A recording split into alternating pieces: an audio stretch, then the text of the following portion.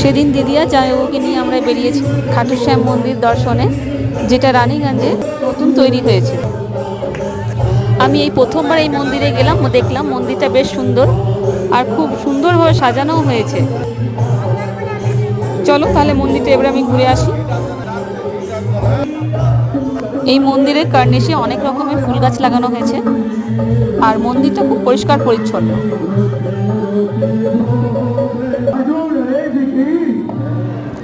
এখানে জলের ব্যবস্থাও করানো হয়েছে।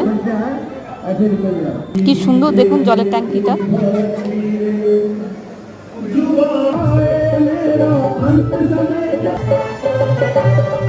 এই যে আমি আর আমার দিদি পেছনে বসে আছে, আর জামাইবাবু আমার বর দুজনে কীর্তন করতে বসে গেছে। আজকের মতো এইটুকুই, পরে দেখা হচ্ছে আবার নতুন ভিডিওতে।